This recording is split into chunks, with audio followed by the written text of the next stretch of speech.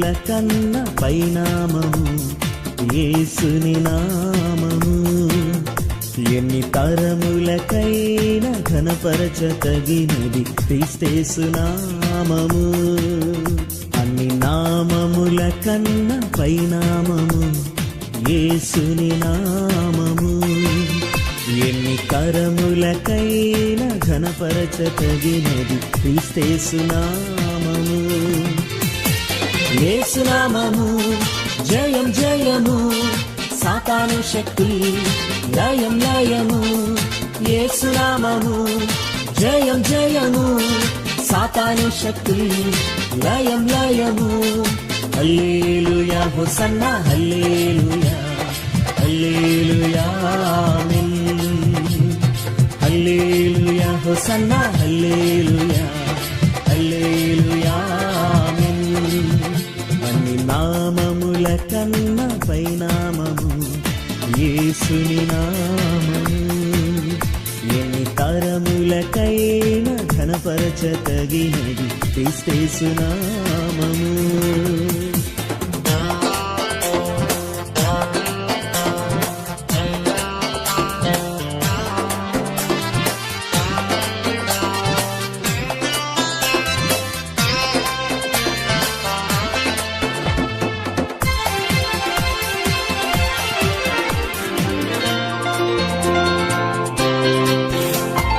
పాపముల నుండి విడిపించును యేసు నామము. పాపముల నుండి విడిపించును యేసు నామము. నిత్య నరకాగ్నిల నుండి రక్షించును క్రీస్తేసు నామము. నిత్య నరకాగ్నిల నుండి రక్షించును క్రీస్తేసు నామము. యేసు నామము జయం జయము, సాతాను శక్తి లయం లయము. యేసు నామము జయం జయము, సాతాను శక్తి లయం లయము. హల్లెలూయా హోసన్నా హల్లెలూయా హల్లెలూయా ఆమేన్. హల్లెలూయా హోసన్నా హల్లెలూయా హల్లెలూయా ఆమేన్.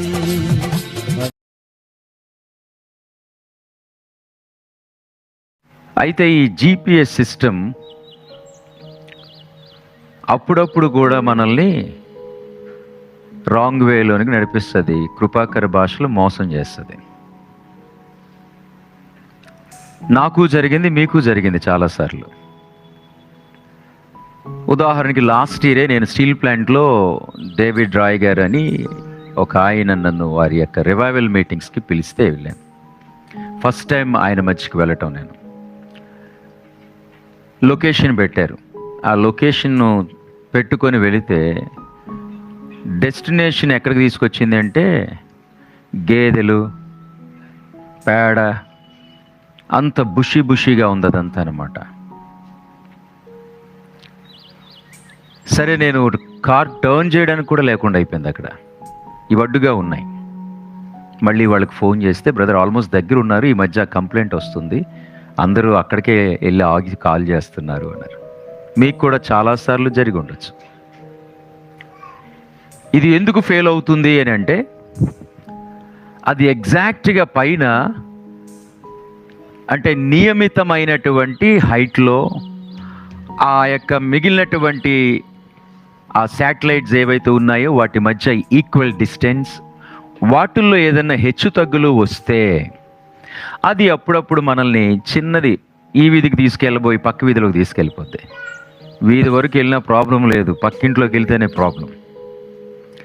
సో ఆ అంశాన్ని కట్ చేస్తే, అంటే అక్కడితో అంశాన్ని ఆపితే, టెక్నాలజీ మనిషికి మేలు చేస్తుంది, మనిషి లైఫ్ని ఈజియర్గా, చాలా సులువుగా మార్చేసింది.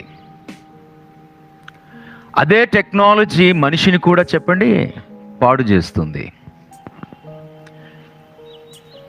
ఆర్టిఫిషియల్ ఇంటెలిజెన్స్ ఎంత మేలు జరగబోతుందో అంతకు మించి కీడు జరగబోతున్నట్లు ఆ యొక్క టెక్ ఎక్స్పర్ట్స్, సాంకేతిక నిపుణులు వాళ్ళు అంచనా వేస్తున్నారు.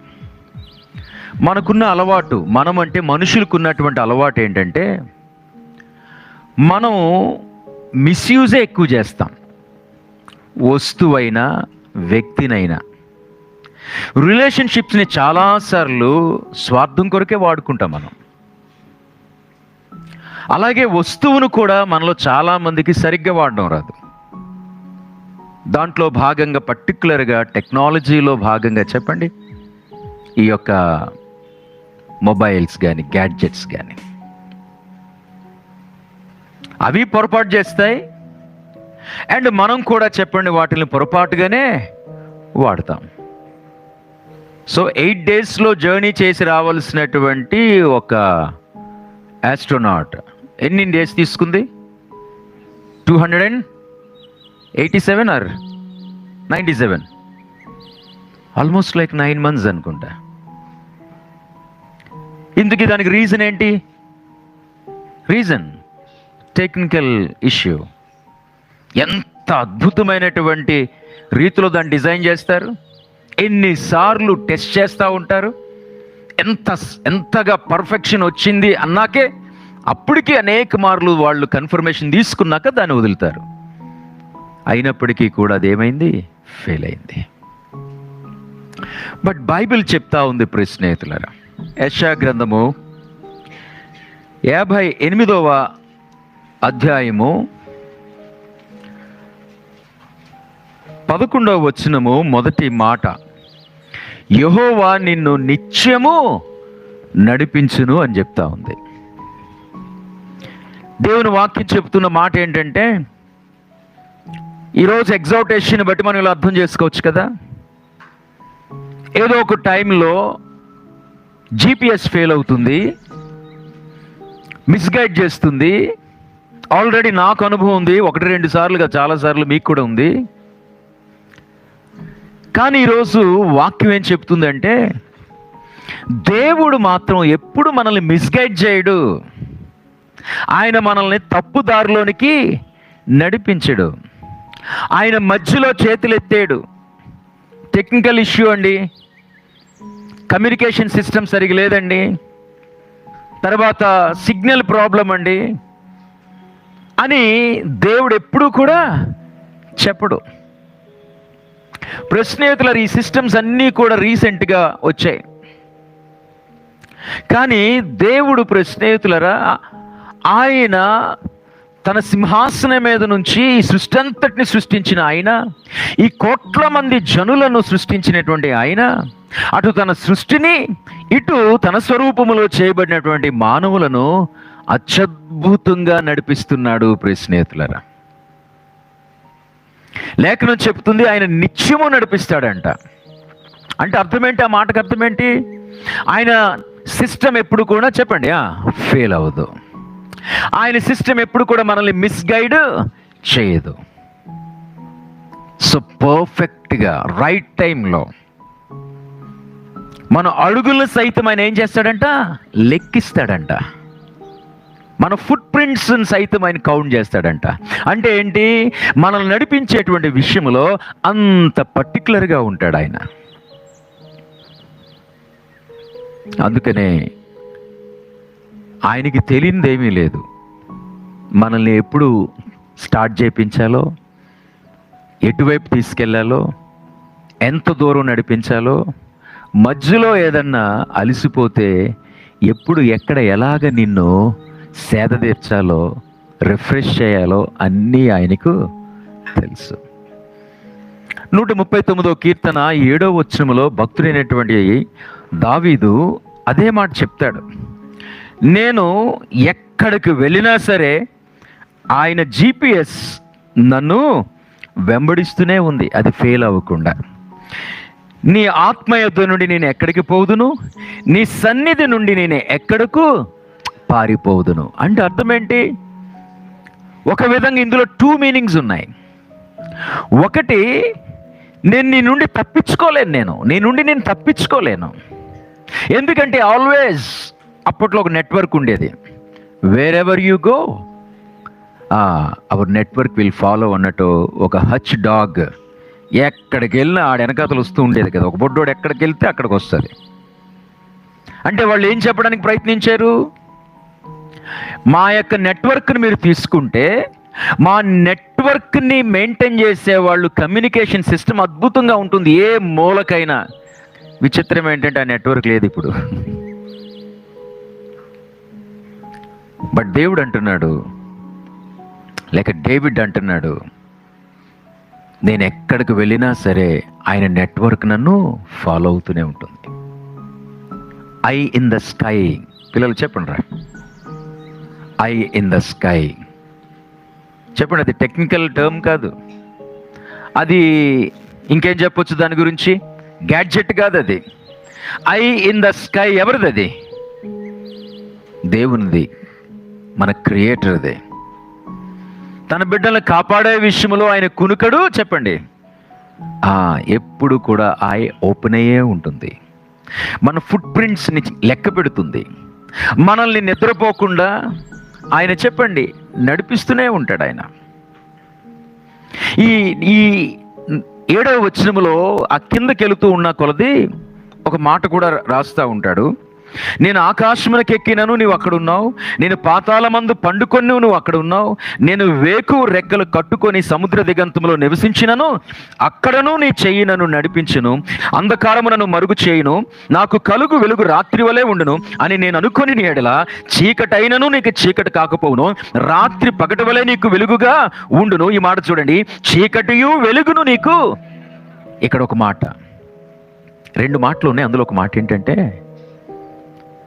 తప్పు చేసేవాళ్ళు, పాపం చేసేవాళ్ళు, పొరపాట్లు చేసేటువంటి వాళ్ళు ఎవ్వరికి తెలియకుండా చేస్తారు. గదిలోకి వెళ్ళి లైట్లు ఆపి, లేక ఎవ్వరికి కనిపించకుండా దూరంగా వెళ్ళి ఈ ప్లేస్లో ఇంకా ఎవ్వరికి నేను తెలియదు అనుకున్న దగ్గర వాళ్ళు పాపం విషయంలో రెచ్చిపోతారు. కానీ మనం గుర్తుపెట్టుకోవాల్సిన విషయం, ఈ లేఖనం ప్రకారం అక్కడ దేవుని కన్నులు మనల్ని ఎలా చూస్తున్నాయంట? స్పష్టంగా చూస్తున్నాయి. ఈ తలంపు వాళ్ళకి భయాన్ని తీసుకొస్తుంది. అమ్మో దేవుడు నన్ను చూస్తున్నాడు. తప్పకుండా ఆ భయము నిన్ను పాపము చేయకుండా నిన్ను ఆపగలుగుతుంది.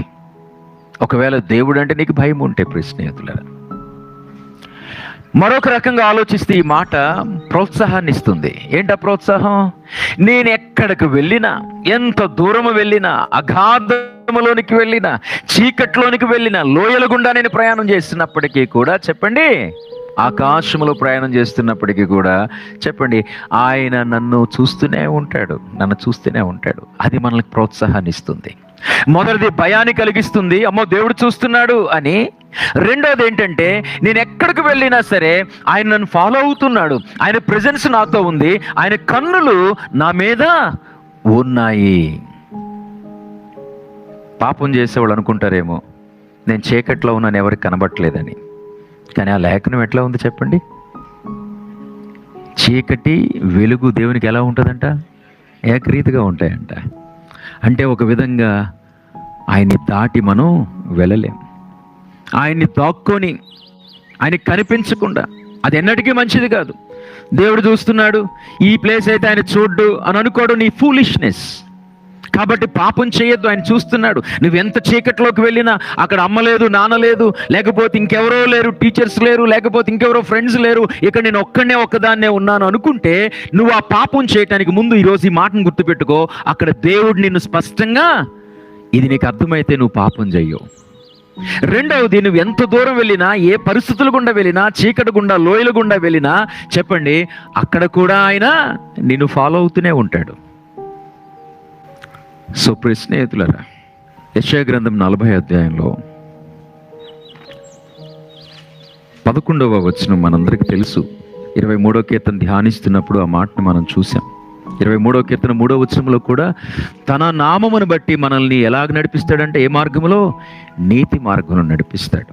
ఇక్కడ ఎలా నడిపిస్తాడో చూడండి 11వ వచనంలో, అందరం చదువుదామా? గొర్రెల కాపరి వలె ఆయన తన మందను మేపును, తన బాహువతో గొర్రె పిల్లలను కూర్చి రొమ్మున ఆనించుకొని మోయును. ఈ మాట చూడండి, పాలిచ్చు వాటిని ఆయన మెల్లగా నడిపించును. పాపం యూట్యూబర్స్ ఏదో మాట్లాడతారు తెలియక, గొర్రెలు గొర్రెలు గొర్రెలు అని కదా. నిజంగా గొర్రె గురించి మనం చాలా విషయాలు ఆ మధ్యకాలంలో 23వ కీర్తనకు ధ్యానం చేశాం. కాపరు లేకపోతే అది అడుగు వేయలేదు, తప్పిపోతుంది. పైగా ముందెలుతున్న గొర్రె ఎటు వెళుతుందో దాన్నే ఫాలో అయిపోతుంది. బ్రెయిన్ లేక కాదు, అది అలా డిజైన్ చేయబడింది అంతే, అది అలా తయారు చేయబడింది. కాపరు ఉంటే కాపరిని ఫాలో అవుతుంది, ఆయన స్వరాన్ని గుర్తుపడుతుంది, ఆయన గేటు తీస్తేనే బయటకు వస్తుంది, ఆయన నడిపిస్తేనే చెప్పండి నడుస్తుంది. ఇక కాపరు ఎలా నడిపిస్తాడు? ప్రశ్నేతులను తన గొర్రెలను, అదిగో ఈ మాట చూడండి, తన బాహువుతో గొర్రె పిల్లలను కూర్చి రొమ్మున ఆనుకొని నడిపిస్తాడట. చిన్న పిల్లలు అనుకోండి, వాళ్ళని ఎత్తుకొని నడిపిస్తాడు. చిన్న గొర్రె పిల్లలు అనుకోండి, వాటిని ఎత్తుకొని నడిపిస్తాడు. కింద ఇంకో మాట బాగా నచ్చింది, పాలిచ్చు వాటిని ఆయన మెల్లగా, పాలిచ్చు వాటిని మనం ఎలాగ అర్థం చేసుకుంటాం? మనకు అన్వయించుకోవాలంటే ఎలాగా? చిన్న గొర్రె పిల్లలు అంటే చిన్నోళ్ళు, ఏమంటే చిన్న పిల్లలు ఇప్పుడిప్పుడే ప్రభుని ఎరిగిన వాళ్ళు, అలాగ అర్థం చేసుకోవచ్చు. మరి పాలిచ్చు గొర్రెలంటే మామూలుగా తల్లి గొర్రె అన్నమాట. పాలిచ్చే గొర్రెలు కొంచెం భారంగా నడుస్తాయి. ఏమంటే వాటిని ఎలా పెడితే అలా నడిపించడు, వాటిని అబ్జర్వ్ చేసి వాటి అలసిపోతుంటే ఆపి నడిపిస్తాడు, మెల్లగా ఆగి ఆగి నడిపిస్తాడు. ఎవరు వీళ్ళు? జీవితంలో బాధ్యతలు మోస్తుంటారు చూసారా, పిల్లల కొరకు రాత్రి పగలు కష్టపడతారు చూసారా. ఒక పక్క అలసిపోతుంటారు కదా, మరొక పక్క ఏమో ఆందోళనకు గురవుతారు కదా, ఇంకొక పక్క కన్ఫ్యూషన్తో కూడా ఉంటారు కదా, అనేకమైన అనుమానాలతో కూడా ఉంటారు కదా. నేను నడవగలుగుతానా లేదా, నేను వెళ్ళగలుగుతానా లేదా, నేను చేయగలుగుతానా లేదా, పిల్లల విషయం వారి భవిష్యత్తు నేను చూడగలుగుతానా లేదా, ఈ కష్టం ఈ నష్టం నేను దాటగలుగుతానా లేదా, ఈ యొక్క పరిస్థితి నుంచి నేను బయటికి వస్తానా లేదా, నన్ను ఎవరన్నా ఆదరిస్తారా, నన్ను ఎవరన్నా అర్థం చేసుకుంటారా, నాకు ఎవరన్నా ఆలోచన ఇచ్చి నడిపిస్తారని నిత్యం ఉదయం దగ్గర నుంచి రాత్రి వరకు విపరీతమైన ఒత్తిడికి గురవుతారు చూసారా. వాళ్ళని ఎలా నడిపిస్తాడంట? అదిగో మాట, మెల్లగా మెల్లమెల్లగా నడిపిస్తాడు, ఆలోచన ఇచ్చి నడిపిస్తాడు, ఆదరిస్తూ చెప్పండి నడిపిస్తాడు. స్నేహితులారా, ఎంత అద్భుతమైనటువంటి మాటలు ఇవి నిజంగా. GPS ఫెయిల్ అవుతుంది, గ్యాడ్జెట్స్ ఫెయిల్ అవుతాయి, కానీ ఆయన అంటున్నాడు నేను నిత్యము మిమ్మల్ని నడిపిస్తాను అంటున్నాడు. నిత్యం అంటే అర్థం ఏంటి? మనం ఆయన ఎరిగిన దగ్గర నుంచి స్నేహితులు ఈ లోకాన్ని విడిచిపెట్టినంత వరకు. నిత్యం అంటే అర్థం ఏంటి? ఇన్ ఆల్ సీజన్స్, అన్ని సీజన్స్ అంటే అర్థం ఏంటి?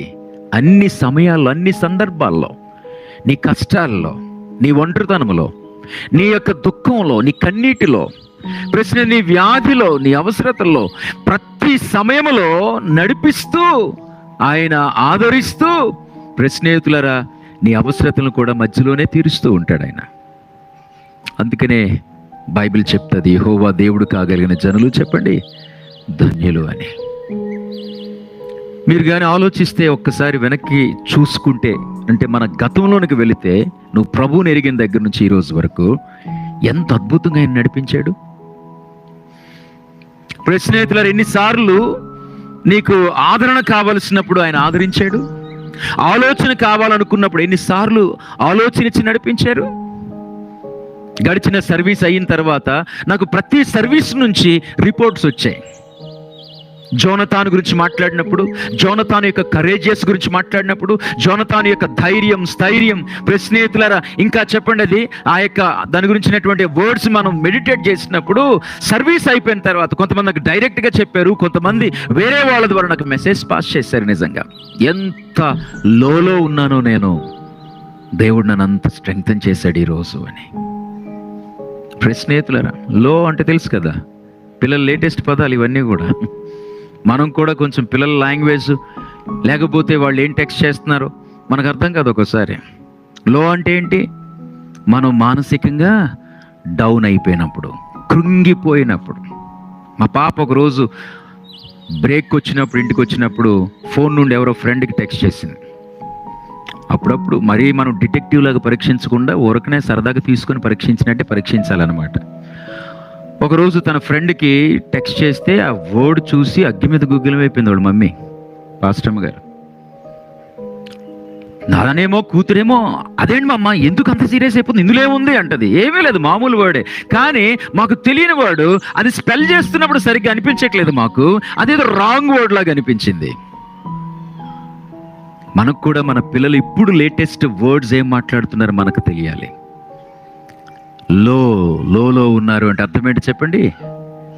కృంగిపోతున్నప్పుడు, బలహీనమైపోతున్నప్పుడు, ఒక రకంగా మానసికంగా స్నేహితులారా చాలా డిస్టర్బ్ అయిపోతున్నప్పుడు, అసలు లెగిచి అడుగులు ముందుకు వేయలేకపోతున్నాం, ఏదైనా చేద్దామంటే చేయలేకపోతున్నాం, అది లో సిచ్యువేషన్.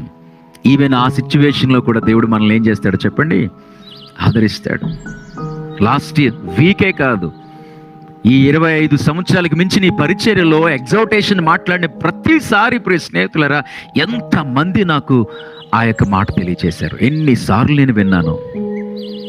అందుకని భక్తుడు ఒక మాట అంటాడు, నీ వాక్యం లేకపోతే నేనేమవుదునో అని అంటాడు. నిజం, నువ్వు మానక చర్చికి రావటం వల్ల స్నేహితులారా ఏమంటే దేవుడు నిన్ను ఆదరించి ఆలోచనిచ్చి స్నేహితుల నిన్ను స్ట్రెంగ్తన్ చేసి మెంటలీ ఫిజికల్లీ నేను ముందుకు నడిపిస్తాడు. ఈ యొక్క ఉదయకాల సమయంలో కూడా అదే మాట. GPS ఫెయిల్ అవ్వచ్చు, ఏమంటే కమ్యూనికేషన్ సిస్టమ్ ఫెయిల్ అవ్వచ్చు. ఒక్కోసారి నీ దాంట్లో ఛార్జింగ్ ఉంది, ఫుల్ ఛార్జింగ్ ఉంది, కానీ నువ్వు వెళ్ళిన ప్లేస్లో సిగ్నల్ లేదు, బికాజ్ అక్కడ టవర్ లేదు. ఇంకొక చోటేమో సిగ్నల్ ఉంది, టవర్ ఉంది, బట్ నీ ఫోన్లో ఏం లేదు. కష్టమే కదా అప్పుడు. బట్ దేవుడితో ఆ సమస్య అయితే లేదు. నువ్వు ఛార్జింగ్ పోగొట్టుకున్నా, ఛార్జింగ్ పోగొట్టుకోవడం అంటే అర్థం ఏంటి? అదే నువ్వు లోకి వెళ్ళిపోయావు, ఇక ఎవరికి నువ్వు అందుబాటులో లేవు.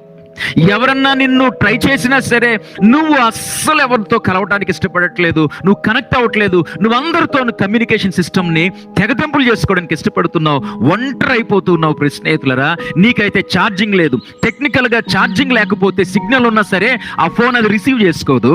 కానీ మనము భౌతికంగా, ఆధ్యాత్మికంగా, మెంటలీ, ఫిజికల్, స్పిరిచువల్లీ మనము ఛార్జింగ్ కోల్పోయినప్పటికీ కూడా ఆయన అత్యద్భుతంగా మనల్ని కనెక్ట్ చేసుకుంటాడు. ఆయన కమ్యూనికేషన్ సిస్టమ్ అలాంటిది. ఇక చర్చకు వచ్చేవా, సిస్టమ్ అత్యద్భుతంగా పనిచేస్తుంది, కమ్యూనికేషన్ అత్యద్భుతంగా పనిచేస్తుంది. అందుకని అసలు ఎందుకు మీరు మానేస్తున్నారు? మీకున్న ధైర్యం ఏంటో, ఏమండి మీకున్నటువంటి ఆ యొక్క ఆ కాన్ఫిడెన్స్ ఏంటో నాకు అర్థం కావట్లేదు. స్నేహితులరా, దేవునికి దూరం కాకండి, దేవునితో కమ్యూనికేషన్ సిస్టమ్ తెంచుకోకండి. స్నేహితులరా, లేచి నిలబడదాం, ప్రభుకి కృతజ్ఞతలు తెలియచేద్దాం. ప్రభా, ఇంతకాలం నేను ఇంతవరకు నడిచాను అంటే ఇన్ని సంవత్సరాలు, నా యొక్క పుట్టుక దగ్గర నుంచి నా యొక్క తండ్రి నాయన చదువులు, నా ఉద్యోగాలు, నా జీవిత భాగస్వామి, నా వివాహాలు, నా గర్భఫలాలు, నా ఆర్థిక అవసరతలు, నా ఇరుకులు, ఇబ్బందులు, తండ్రి నాయన ఇంతవరకు రావడానికి గల కారణం నిజంగా మీరే. మీ కేర్ అండ్ కన్సర్న్, మీరు మమ్మల్ని పట్టించుకుంటున్న విధానం అంత ప్రత్యేకంగా ఉందని ఆయన 2 చేతులు జోడిస్తూ ఆయనతో చెప్పండి. స్నేహితులు, ఒక మంచి మాట ఆయనతో చెప్పండి. దేవా తండ్రి నాయన, కమ్యూనికేషన్ సిస్టమ్ ఫెయిల్ అయిపోతుంది, GPS ఫెయిల్ అవ్వడానికి అవకాశం ఉంది, కానీ నువ్వు మాత్రం మమ్మల్ని ప్రేమించి పోషించే విషయంలో, మమ్మల్ని ఆదరించి ఆలోచనిచ్చి నడిపించే విషయంలో, మమ్మల్ని అర్థం చేసుకుని హక్కును చేర్చుకునే విషయంలో మీరెన్నటికీ ఫెయిల్ అవ్వరని ప్రభునైనా ఈరోజు నాకు నచ్చిన మాట, పాలిచ్చు వాటిని మెల్లగా నడిపిస్తాడు. ఎవరు పాలిచ్చేవాళ్ళు అంటే జీవితంలో కుటుంబ బాధ్యతల్ని క్యారీ చేస్తున్న వాళ్ళు. దాంట్లో భాగంగా అప్పుడప్పుడు ఒత్తిడికి గురవుతున్నారు, ఆర్థికమైన భయాలు, పిల్లల యొక్క భవిష్యత్తు, మాట వినటువంటి పిల్లలు సహకరించినటువంటి జీవిత భాగస్వామి స్నేహితులరా, ఆర్థికమైన ఒత్తిడి, భవిష్యత్తు గురించిన భయాలు. ఆయన అంటున్నాడు, నేను నిన్ను అర్థం చేసుకుంటాను బిడ్డ, నీకు ఆలోచనిచ్చి నడిపిస్తాను, నిత్యము నడిపిస్తాను బిడ్డ. నేను అది లోయ అయినా, అది చీకటైనా, అది వెలుతురైనా నాకు అవన్నీ సమానమే అని అంటున్నాడు ఆయన. అయితే చెప్పండి, ప్రభా నీ చేతిలో నేను చేయేస్తాను, నా జీవితంలో ఎప్పటికీ కూడా మీ చేతిని నేను విడిచిపెట్టను. ఈరోజు మీకు ఒక ప్రామిస్ చేస్తున్నాను, నీ సన్నిధికి నేను దూరము కాదు. ఎవరు ప్రమాదంలో ఉన్నవారు అంటే ఆయనకి దూరంగా ఉన్న వాళ్ళే ప్రమాదంలో ఉన్నవారు. స్నేహితులరా, అలాంటి దౌర్భాగ్య స్థితి నాకు వద్దని చెప్పండి. ప్రభా, నువ్వు నాకు దేవుడిగా ఉన్నందుకు నీకు లెక్కలేని కృతజ్ఞతాస్తుతులు మేము తెలియచేస్తున్నాం తండ్రి అని చెప్తాం. రండి, ఈ మాటలు నచ్చి ప్రోత్సహించబడితే చప్పట్లు కొట్టి స్తుతి ఆరాధనలోనికి వెళ్దాం, గట్టిగా గంభీరంగా. శరీర వ్యాధులన్నీ బాగు చేయును నజరేయుడైన యేసు నామము. శరీర వ్యాధులన్నీ బాగు చేయును నజరేయుడైన యేసు నామము. సమస్త బాధలను తొలగించును అభిషిక్తుడగు క్రీస్తు నామము. సమస్త బాధలను తొలగించును అభిషిక్తుడగు క్రీస్తు నామము. యేసు నామము జయం జయము, సాతాను శక్తి లయం లయము. యేసు నామము జయం జయము, సాతాను శక్తి లయం లయము. హల్లెలూయా హోసన్నా హల్లెలూయా హల్లెలూయా ఆమేన్. హల్లెలూయా హోసన్నా హల్లెలూయా హల్లెలూయా ఆమేన్.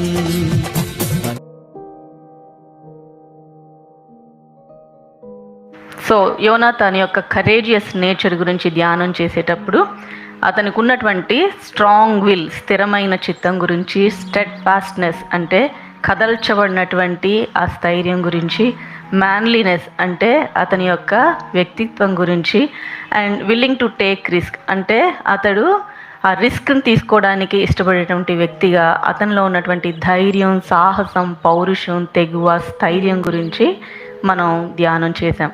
అంతేకాకుండా మొదటి సమూయేలు గ్రంథం 13వ అధ్యాయం 14వ అధ్యాయాల్లో అతడు తన తండ్రి అయినటువంటి సౌలుకి ఏమీ చెప్పకుండానే ఫిలిష్తీల్ని ఒక స్ట్రాటజిక్గా అంటే ఒక పథకం ప్రకారం అక్కడ వారిని ఏ విధంగా ఫిలిష్తీల్ యొక్క కావలి వారిని ఏ విధంగా హతం చేశారో మనం ఆ 2 చాప్టర్స్లో గత కాలంలో ధ్యానం చేసాం.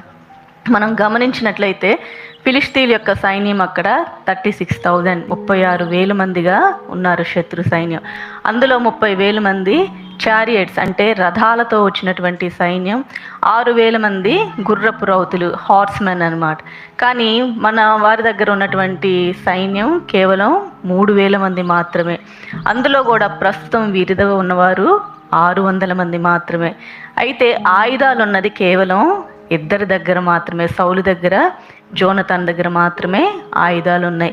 అంతమంది ఉన్నప్పటికీ కూడా వారి దగ్గర ఎవరి దగ్గర కూడా ఆయుధాలు లేవు. అయినప్పటికీ కూడా దేవుని సహాయంతో అతడు తన ఆయుధాలు మోసే పడుచువానితో కలిసి అక్కడ ఫిలిష్తీన్ యొక్క కావలి వారిని హతం చేసినటువంటి విధానం మనం గత వారం సేవకుల ద్వారా మనం ధ్యానం చేయడం జరిగింది. సో అతడు ఎంత స్ట్రాటజిక్గా దేవుని సహాయంతో అక్కడ ఆ సున్నతి లేనటువంటి ఫిలిష్తీన్ల దండి యొక్క కావలి వారిని చంపుదాం రమ్మని అతడు తన పడుచువాడైనటువంటి ఆర్మర్ బేరర్, ఆయుధాలు మోసే వ్యక్తితో అన్నప్పుడు అతను కూడా నీ మనసు చొప్పున చేయి, నీకేం చేయాలనిపిస్తే చేయి, నేను నీతో సహకారిగా ఉంటాను అని అతడు కూడా అత్యున్నతంగా సహకరించినటువంటి అద్భుతంగా ఆ విధానం మనం అక్కడ చూస్తాం. సో ఈరోజు మనం అతని యొక్క క్యారెక్టర్ స్టడీలో భాగంగా మరొక గుణలక్షణాన్ని మనం ధ్యానం చేయబోతున్నాం. అయితే ధ్యానం చేసే ముందు చాలా సంవత్సరాల క్రితం 1991లో ఒక బ్రిటిష్ మ్యాగజైన్ వాళ్ళు ఒక అడ్వర్టైజ్మెంట్ ఇచ్చారు. అదేంటంటే ఒక పదానికి మీరు సరైన డెఫినిషన్ అంటే వాళ్ళు చెప్పేటువంటి పదానికి నిర్వచనాన్ని మీరు పంపిస్తే ఆ ప్రైజ్ మనీ మీకు ఇవ్వబడుతుంది. సో వాళ్ళు చెప్పినటువంటి వర్డ్ ఏంటంటే ఫ్రెండ్షిప్. Define friendship. ఫ్రెండ్షిప్ అనేటువంటి ఫ్రెండ్ అనేటువంటి పదానికి వాళ్ళు డెఫినేషన్, ఎవరైతే మంచి డెఫినేషన్ సరైనటువంటి నిర్వచనం పంపిస్తారో వారికి ఆ ప్రైజ్ మనీ ఇవ్వబడుతుంది అని ఆ మ్యాగజైన్ వాళ్ళు ప్రకటించడం జరిగింది. అయితే ప్రైజ్ అంటే ఎవరికైనా ఆశే కాబట్టి చాలా థౌజండ్స్ ఆఫ్ డెఫినేషన్స్ని వాళ్ళు పంపించడం జరిగింది. అందులో కొన్ని చూసినట్లయితే one who multiplies joys divides grief and whose honesty is inviolable. అంటే మామూలుగా మనం వాడుక భాషలో చెప్పుకోవాలంటే ఎవరైతే మన సంతోషాన్ని రెట్టింపు చేస్తారో, మన బాధల్ని తగ్గిస్తారో, నిజాయితీగా ఉంటారో వారే నిజమైన స్నేహితుడు అని కొంతమంది పంపించారు. మరొకరు one who understands our silence. అంటే మన బాధల్ని కానీ మన సంతోషాన్ని కానీ మనం ఏమి నోరు విప్పి వ్యక్తపరచకుండానే మనల్ని అర్థం చేసుకోగలిగిన వాడే ట్రూ ఫ్రెండ్, నిజమైన స్నేహితుడు అని మరొకరు పంపించారు. మరొకరు చెప్పింది ఏంటంటే a volume of sympathy bound in cloth. అంటే నాకు అత్యవసరమైనటువంటి పరిస్థితులు, నేను క్లిష్టమైన పరిస్థితిలో ఉన్నప్పుడు తన సానుభూతిని అంతటిని చుట్టి నాకు ఇవ్వగలిగిన వాడే స్నేహితుడు అని. మరొకరు రాసింది ఏంటంటే, a watch that beats true for all time and never runs down. అంటే సపోజ్ క్లాక్ని తీసుకుంటే అది ఆల్ టైం నిరంతరం అది అలాగా అది కొట్టుకుంటూనే ఉంటుంది, ఎప్పటికీ ఆగిపోనిదే నిజమైనటువంటి స్నేహం అని కొంతమంది పంపించారు. అయితే వేటికి ప్రైజ్ మనీ రాలేదు, కానీ ఒక డెఫినేషన్కి వాళ్ళు ప్రైజ్ ఇవ్వడం జరిగింది. అదేంటంటే, a friend is the one who comes in when the whole world has gone out. అంటే ప్రపంచమంతా మనల్ని వదిలేసి వెళ్ళిపోయినప్పుడు మనతో ఉండగలిగిన వాడే నిజమైన స్నేహితుడు, ట్రూ ఫ్రెండ్, బెస్ట్ ఫ్రెండ్. అంటే మన పరిస్థితులను బట్టి, మనకున్నటువంటి పరిస్థితుల్లో మనల్ని అందరూ విడిచిపెట్టి వెళ్ళిపోయినప్పుడు మనతో ఉన్నవాడే ట్రూ ఫ్రెండ్, బెస్ట్ ఫ్రెండ్, అదే నిజమైనటువంటి స్నేహం అని ఒకడు పంపించారు. సో అతనికి ఈ ప్రైజ్ మనీ ఇవ్వడం జరిగింది. సో ప్రజెంట్ డేస్లో మనం గమనించినట్లయితే సోషల్ మీడియాలో, ఫేస్బుక్లో కానీ ఇన్స్టాలో కానీ చూస్తే మనకి థౌజండ్స్ ఆఫ్ ఫ్రెండ్స్ ఉంటారు. సో అందులో నీ best friend, thickest friend, true friend ఎవరు అంటే మనం ఎగ్జాక్ట్గా వెంటనే సమాధానం చెప్పలేనటువంటి స్థితి ప్రస్తుతం మనం చూడవచ్చు. అంటే మన ఫ్రెండ్ రిక్వెస్ట్లో వచ్చినవన్నీ మనం యాక్సెప్ట్ చేస్తూ ఉంటాం, ఆ నెంబర్ అలాగా పెరిగిపోతూ ఉంటుంది. కానీ ఆ సోషల్ మీడియాలో ఉన్నటువంటి, ఇన్స్టాలో ఉన్న ఫ్రెండ్స్ అందరూ కూడా మన నిజమైన స్నేహితులేనా? ఫేస్బుక్లో ఉన్న ఫ్రెండ్స్ అందరూ నిజమైన స్నేహితులేనా అంటే అది మనకి ప్రశ్నార్థకమే. అయితే ప్రొఫెసర్ ఆఫ్ ఎవల్యూషనరీ సైకాలజీ, అంటే ఈ సైకాలజీ ప్రొఫెసర్ ఒక ఆయన రాబిన్ డన్బర్ అనేటువంటి ఈ ప్రొఫెసర్ ఒక సర్వేని, ఒక స్టడీని చేయడం జరిగింది. అతడు దానికి పెట్టినటువంటి పేరు ఏంటంటే dramatic revolution in our social world. అంటే మన సామాజిక ప్రపంచంలో వచ్చినటువంటి విప్లవాత్మకమైన మార్పు అని చెప్పుకోవచ్చు. సో దానిలో భాగంగా అతడు ఒక సర్వేని చేసి అతడు తెలియచేసినటువంటి విషయం ఏంటంటే, సపోజ్ మనకి ఫేస్బుక్లో కానీ ఇన్స్టాలో కానీ ఒక 150 మంది స్నేహితులు ఉన్నారనుకోండి.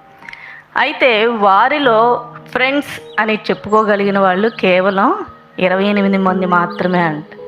అయితే మనకి ఎప్పుడైనా కొంచెం కష్టంలో ఉన్నప్పుడు, నష్టంలో ఉన్నప్పుడు, ఇందాక చెప్పుకున్నా కదా, లోలో ఉన్నప్పుడు, మనం క్లిష్టమైన పరిస్థితుల్లో ఉన్నప్పుడు మనకి అట్లీస్ట్ సానుభూతిని కోరుకుంటాం. ఆ సానుభూతిని చూపించేది 14 మంది మాత్రమే. అయితే అలాంటి వ్యతిరేకమైన పరిస్థితుల్లో, మన ప్రతి పరిస్థితిలో ఆఖరి వరకు మనతో ఉండగలిగిన వాళ్ళు కేవలం 4 మాత్రమే. సో 150 నుంచి రేషియో ఎక్కడి వరకు వచ్చింది? 4. సో ఆ పర్సంటేజ్ ఎలా తగ్గిపోదు. కనీసం ఫ్రెండ్ అని చెప్పగలిగిన వాళ్ళు, అంటే ఫ్రెండ్ రిక్వెస్ట్ యాక్సెప్ట్ చేసినంత మాత్రాన అడు ఫ్రెండ్ కాదు. సో ఆ 150 మందిలో 28 మంది మాత్రమే జస్ట్ ఫ్రెండ్ అనేవాళ్ళు ఉన్నారు. సో మన పరిస్థితుల్లో మనకి జస్ట్ కర్టసీ కోసం అన్న సానుభూతిని చూపించేవాళ్ళు ఓన్లీ 14 మందే. ఆఖరి వరకు మనతో ఉండేవాళ్ళు ఓన్లీ 4 మాత్రమే. సో 150 నుంచి 4కు వచ్చిందనమాట రేషియో. సో మనం గమనించినట్లయితే ఎంత పెద్ద సర్కిల్ ఉంది, నాకు ఎంత పెద్ద అంటే లిస్ట్ ఆఫ్ ఫ్రెండ్స్ ఉన్నారు అన్నది ప్రాముఖ్యం కాదు, కానీ మనకి అవసరమైనటువంటి, అంటే అది ట్రూ డెఫినేషన్ ప్రకారం ప్రపంచమంతా మనల్ని విడిచిపెట్టి వెళ్ళిపోయినప్పటికీ కూడా మనతో ఉండగలిగిన వాడు, నిజమైన స్నేహితులు ఒక్కళ్ళుంటే చాలు.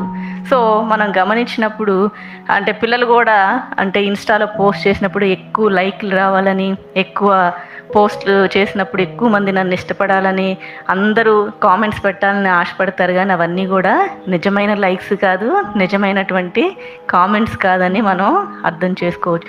ఎంత పెద్ద సర్కిల్ ఉందన్నది ప్రాముఖ్యం కాదు, కానీ అందులో నిజంగా మనల్ని ప్రేమించేవాళ్ళు, నిజంగా స్నేహాన్ని చూపించేవాళ్ళు ఎవరో ఒక్కళ్ళున్నా సరే అది సరిపోతుంది అని. సో క్యారెక్టర్ స్టడీలో భాగంగా యోనతాన్ గురించి మనం ధ్యానం చేస్తున్నప్పుడు మనం దేని గురించి ధ్యానం చేస్తున్నామో మీకు అర్థమై ఉండొచ్చు. ఒకసారి ఇలాగే 2 స్నేహితులు అవుటింగ్కి వెళ్ళారు. సో వాళ్ళు మాట్లాడుకుంటూ దగ్గరలో ఉన్నటువంటి ఫారెస్ట్కి వెళ్దాంరా హంటింగ్కి అని చెప్పి ఇద్దరు మాట్లాడుకుంటూ స్నేహమేరా జీవితం, స్నేహమేరా శాశ్వతం అని, అన్ని షిప్లు మునిగిపోయినా ఫ్రెండ్షిప్ మాత్రం మునగదు అని, అరే నువ్వే నా ప్రాణం రా, నువ్వు లేకపోతే నేను బతకలేను అని ఇలా కబుర్లు చెప్పుకుంటూ ఇద్దరు వెళ్తున్నారు. సడన్గా వాళ్ళకు ఒక సౌండ్ వినిపించింది. అదేంటంటే బేర్ సౌండ్, ఎలుగుబంటి వాళ్ళని వెంబడిస్తున్నటువంటి సౌండ్. సో నువ్వేరా నా జీవితం, నువ్వే నా ప్రాణం అన్నటువంటి స్నేహితుడు ఏం చేశాడు, వెంటనే పరిగెట్టడం స్టార్ట్ చేస్తే రెండో వాడు అన్నాడు, అరే మనం బేర్ నుంచి తప్పించుకోవడం సాధ్యం కాదురా, దానికన్నా ఫాస్ట్గా మనం మూవ్ అవ్వలేము, పరిగెట్టలేదు, అది దాని గురించి నీకు తెలియదు, దాన్ని దాటి నువ్వు వెళ్ళిపోలేవురా, ఎలాగైనా సరే ఈరోజు మనం దాని చేతికి చిక్కుతాము, దాన్ని దాటి వెళ్ళిపోలేవురా అని అంటుంటే ఈ రెండో వాడు అన్నాడు, బేర్ని దాటి వెళ్ళిపోలేనేమో కానీ నిన్ను దాటి వెళ్ళిపోగలుగుతాను అని. సో వీడిని దాటి వెళ్ళిపోతే బేర్ ఎవరిని పట్టుకుంటుంది, ఫస్ట్ ఆడి ఫ్రెండ్ని. సో మనకున్నటువంటి స్నేహితులు ఈ విధంగా ఉంటారనమాట. అప్పటి వరకు అన్నీ మునిగిపోయినా ఫ్రెండ్షిప్ మాకు ఒక్కటే తేలుతుందని కబుర్లు చెప్పాడు, నీవే నా ప్రాణం, నీవే నా సర్వస్వం అన్నాడు. కానీ అవసరం వచ్చేసరికి, ఆ క్రిటికల్ సిచ్యుయేషన్ వచ్చేసరికి స్నేహితుడిని వదిలేసి పోనీ అక్కడ ఏం చేయాలి, ఇద్దరు చేతులు పట్టుకొని ఇద్దరు కలిసన్నా పరిగెట్టాలి, లేదా ఇద్దరు కలిసి దాన్ని ఫైట్ చేయడానికన్నా ప్రయత్నించాలి. సో నట్టేట్లో ముంచేసే స్నేహితులు మనకు వద్దు, కానీ నిజమైన స్నేహితుడు ఒకళ్ళున్నా సరిపోతుంది. సో మనం నేటి ధ్యానంలో భాగంగా సమూయేలు మొదటి గ్రంథం 18వ అధ్యాయం మొదటి 4 వచనాలు మనం చూద్దాం. దావీదు సౌలుతో మాట్లాడుట చాలించినప్పుడు యోనాతాను హృదయము దావీదు హృదయముతో కలిసిపోయెను. యోనాతాను దావీదును తనకు ప్రాణ స్నేహితునిగా భావించుకొని అతని ప్రేమించెను. ఆ దినమున అతని తండ్రి ఇంటికి తిరిగి అతని వెళ్ళనీయక సౌలు అతనిని చేర్చుకొనెను. దావీదు తనకు ప్రాణ స్నేహితుడని భావించుకొని అతనిని ప్రేమించుచు యోనాతాను అతనితో నిబంధన చేసుకొనెను. మరియు యోనాతాను తన దుప్పటిని, తన కత్తిని, తన విల్లును, నడికట్టును తీసి దావీదునకిచ్చెను. సో మనం చూసినట్లయితే ఇక్కడ ఫస్ట్ వర్స్లో దావీదు సౌలుతో మాట్లాడడం ఆపిన వెంటనే యోనాతాను హృదయము దావీదు హృదయముతో కలిసిపోయెను అను. ఇంగ్లీష్లో చూసినట్లయితే Jonathan became one in spirit with David అనుంది.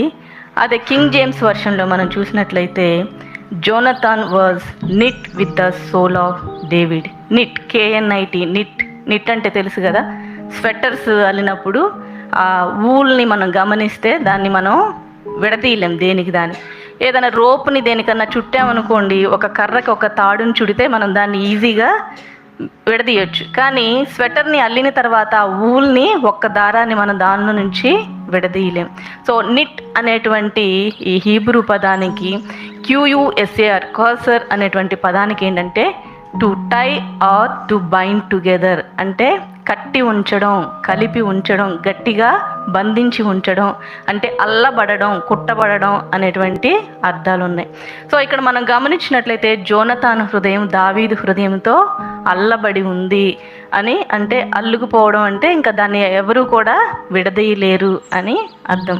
సో మనం ఇక్కడ గమనించినప్పుడు సౌలుతో మాట్లాడడం ఆపిన వెంటనే అక్కడ దావీదు హృదయంతో అతని హృదయము కలిసిపోయేను అని మనం చూస్తున్నాం. They knit together.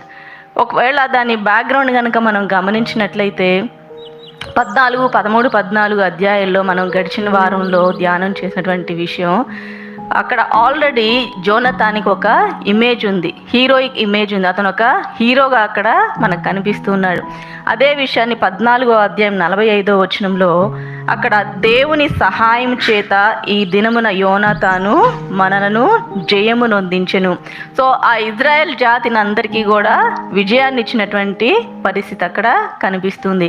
అందుకే సౌలు అక్కడ యోనాతాన్ని చంపాలనుకున్నప్పుడు నో అలా జరగడానికి, యోనాతాను మరణం అవడానికి వీల్లేదు, దేవుని సహాయం చేత యోనాతానే మన అందరికీ కూడా ఇక్కడ జయాన్ని ఇచ్చారు. కాబట్టి అలాంటి సిచ్యుయేషన్లో అతనికి ఒక హీరోయిక్ ఇమేజ్, అంటే అతను అతన్ని ఒక హీరోగా అక్కడ చూస్తున్నారు.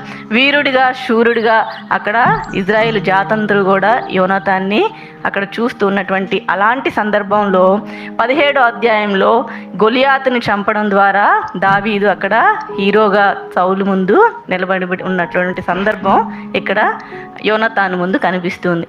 సాధారణంగా మనం ఆలోచించినట్లయితే, సపోజ్ మనం ఎక్కడైనా ఆఫీస్లో కానీ పనిచేస్తున్నాం అనుకోండి, మన ఇన్ఛార్జ్కి, మన బాస్కి మనం చెప్పిందే వేదం, అంటే మనం ఏం చెప్తే దాన్ని నమ్ముతారు. పోనీ అక్కడనే కాదు, చర్చెస్లో కూడా మనం గమనించినట్లయితే మనకు ఒక స్థానం ఇవ్వబడినప్పుడు ఎవరో కొత్తగా వచ్చారు, వాళ్ళు చాలా యాక్టివ్గా ఉన్నారు, పరిచయ పట్ల ఆసక్తిగా ఉన్నారు. సో ఆఫీస్లో కూడా మనకన్నా యాక్టివ్గా పనిచేసే వాళ్ళు వచ్చినప్పుడు కొంచెం ఉత్సాహంతో వాళ్ళు ముందుకెళ్ళి అక్కడ పని చేస్తున్నప్పుడు మనకి ఎలాంటి ఆలోచన వస్తుంది? ఇలా ఊరు పేరు లేని వాళ్ళు సడన్గా వచ్చేసి వీళ్ళు హీరో అయిపోతున్నారు, నా స్థానాన్ని వీళ్ళు ఆక్రమించేస్తున్నారు, సో ముందొచ్చిన చెవుల కన్నా వెనకొచ్చిన కొమ్ములు వాడి అన్నట్లు సామెత ఇక్కడ జరుగుతుంది అని ఒకలాంటి అసూయతో మనం నిండి ఉంటాం. ఎవరూ కూడా మన స్థానాన్ని వేరే వాళ్ళు ఆక్రమిస్తున్నారు అంటే అది ఎక్కడైనా సరే, ఫ్యామిలీలో అయినా, ఆఫీస్లో అయినా, చర్చ్లో అయినా సరే, మనం దాన్ని యాక్సెప్ట్ చేయడానికి అంతగా మనం ఇష్టపడం. అక్కడ అసూయతో నిండి ఉండడానికి అవకాశం ఉంది. కానీ ఇక్కడ మనం చూసినట్లయితే యోనాతాను అక్కడ సౌలుతో మాట్లాడడం ఆపేసిన వెంటనే అక్కడ యోనాతాను హృదయము దావీదు హృదయంతో కలిసిపోయినట్లు, పెనవేసుకున్నట్లు మనం చూస్తూ ఉన్నాం. సో ఇతని యొక్క స్నేహంలో అన్కాంప్లికేటెడ్ లవ్ని మనం చూస్తూ ఉన్నాం. Jonathan love was an uncomplicated love. అంటే అన్కాంప్లికేటెడ్ అంటే సింపుల్గా చెప్పుకోవాలి, సింపుల్ అండ్ స్ట్రైట్. అంటే ఇంకా దానిలో సంక్లిష్టమైనటువంటివి, అర్థం కానటువంటివి ఏమీ లేవు అని అర్థం. సో ప్యూర్, పర్ఫెక్ట్ అని అర్థం అనమాట. అంటే సింపుల్ అండ్ స్ట్రైట్ అని దానికి అర్థం. సో మనం గమనించినట్లయితే ఇక్కడ యోనాతాను ఒక ప్రిన్స్గా, అంటే ఇజ్రాయెల్ యొక్క మొదటి యువరాజుగా ఉన్నాడు. అతనికి ఇతని స్థితికి చాలా డిఫరెన్స్ ఉంది. దావీదుని చూసినట్లయితే మామూలుగా ఒక షెపర్డ్ బాయ్. సో అతనితో స్నేహం చేయడానికి ఏమీ కూడా పెద్దగా అంటే అవకాశం ఏమీ లేదు. ఒక ప్రిన్స్కి మామూలు షెపర్డ్ బాయ్తో స్నేహం చేయాల్సినటువంటి అవసరం కూడా లేదు. అతను ఏమన్నా మామూలుగా మనం స్నేహాలు చేసేటప్పుడు ఎలా ఆలోచిస్తాం అంటే, అతనితో స్నేహం చేస్తే నాకేంటి లాభం, నాకేంటి వస్తుంది. సో అందుకనే ఉన్నతమైన స్థితిలో ఉన్న వాళ్ళతో స్నేహం చేయడానికి చాలామంది ఇష్టపడతారు. సో ఇక్కడ దావీదే యోనాతానుతో స్నేహం చేయడానికి ఇష్టపడినట్లయితే అక్కడ యువరాజు కాబట్టి అక్కడ స్నేహం చేశాడని చెప్పుకోవచ్చు. కానీ ఇక్కడ యోనాతాను హృదయం దావీదుతో కలిసిపోయి ఉంది అన్న దానిలో అక్కడ దావీదుతో ఫ్రెండ్షిప్ చేయడానికి అక్కడ ఉన్నతమైనటువంటి పరిస్థితులు ఏమీ కూడా లేవు. అతడు వయసులో కూడా దావీదు కంటే పెద్దవాడు, కానీ బట్ స్టిల్ అక్కడ అతని హృదయం దావీదు హృదయంతో కలిసిపోయి ఉంది. They are one in spirit అని ఇక్కడ మనం చూస్తున్నాం.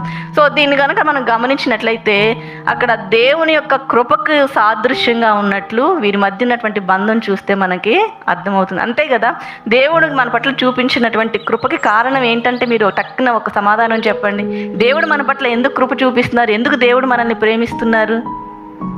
సమాధానం ఉండదు. ఎందుకంటే ప్రేమించడం ఆయన లక్షణం, ఆయన నేచరే. God is love, love is God కదా. ఆయన నేచరే ప్రేమించడం కాబట్టి ఆయన మనల్ని ప్రేమిస్తున్నారు. సో ఆయన ప్రేమించడానికి మనం ఏమన్నా చేసామా, మనకి ఏదన్నా అర్హత ఉందా, మనలో ఏమన్నా ఉన్నతమైనటువంటి వ్యక్తిత్వం ఉంటే అది చూసి ఆయన ప్రేమిస్తున్నారా అంటే కానే కాదు. ఎఫెసీయులకు రాసినటువంటి పత్రిక 2వ అధ్యాయంలో భక్తుడు రాస్తూ మొదటి 3 వచనాల్లో ఈ విధంగా అంటాడు కదా, మీ అపరాధముల చేతను పాపముల చేతను మీరు చచ్చిన వారై ఉండగా ఆయన మిమ్మను క్రీస్తుతో కూడా బ్రతికించెను. ఇంకా మనం ఇంకనూ పాపులమై ఉండగానే క్రీస్తు మన కొరకు మరణించెను. అంటే దేవుని యొక్క కృప అన్నదానికి అంటే his love is pure, perfect and uncomplicated. అంటే ఇంక అందులో అర్థం కానిదంటూ, సంక్లిష్టమైనదంటూ ఏమీ లేదు. ప్రేమించడం ఆయన నేచర్, ప్రేమించడం ఆయన యొక్క గుణలక్షణం కాబట్టి దేవుని యొక్క కృపను మనం పొందుకుంటూ ఉన్నాం, దేవుని ద్వారా మనం ప్రేమించబడుతూ ఉన్నాం. సో ఇక్కడ వీరిద్దరి మధ్య ఉన్నటువంటి స్నేహాన్ని కూడా చూసినప్పుడు అన్కాంప్లికేటెడ్ లవ్ మనకి ఇక్కడ కనిపిస్తూ ఉంది. అక్కడ ప్యూర్ అండ్ పర్ఫెక్ట్ అంటే అక్కడ పవిత్రమైనటువంటి బంధాన్ని, ఆ స్నేహాన్ని మనం ఇక్కడ చూస్తున్నాం. కారణాలు చూసి ప్రేమించట్లేదు, ఏదో పొందుకుంటామన్నటువంటి ఆ లాభాన్ని ఆశించి ఇక్కడ స్నేహం చేయట్లేదు. అతడు చూసిన వెంటనే యోనాతాను హృదయము దావీదు హృదయంతో కలిసిపోయి ఉంది. దే నిట్ టుగెదర్ అని ఇక్కడ మనం చూస్తున్నాం. ఇంకా ఈ ప్రేమలో మనం చూసినట్లయితే his love is primary love, అంటే ప్రాథమికమైనది అని మనకి అర్థమవుతుంది. యోహాను రాసిన మొదటి పత్రిక అంటే 1 John 4th chapter 10th and 19th verses యోహాను రాసిన మొదటి పత్రిక 4వ అధ్యాయం 10-19 వచనాల్లో మనం చూసినట్లయితే, మనము దేవుని ప్రేమించితమని కాదు, తానే మనల్ని ప్రేమించి మన పాపములకు ప్రాయశ్చిత్తమై ఉండుటకు తన కుమారుని పంపెను, ఇందులో ప్రేమ ఉన్నది అని. ఇంకా 19th verse మనం చూసినట్లయితే, ఆయనే మొదట మనల్ని ప్రేమించను గనుక మనము ప్రేమించున్నాం. మనం దేవుణ్ణి ఎందుకు ప్రేమిస్తున్నాం? మనం మొదటగా ఆయన్ని ప్రేమించామా? కానే కాదు. ఆయన మొదట మనల్ని ప్రేమించారు కాబట్టి మనం ఆయన్ని ప్రేమిస్తూ ఉన్నాం. సో మనం ఆయన ప్రేమించామని కాదు, కానీ ఆయనే మనల్ని ప్రేమించి మన పాపాలని ప్రాయశ్చిత్తం చేయడానికి ఆయన కుమారుని పంపారు. అందులో ఆయన ప్రేమ అక్కడ కనిపిస్తుంది. సో ఆయన ప్రేమ ప్రాథమికమైనటువంటి లక్షణం అని మనం అర్థం చేసుకోవచ్చు.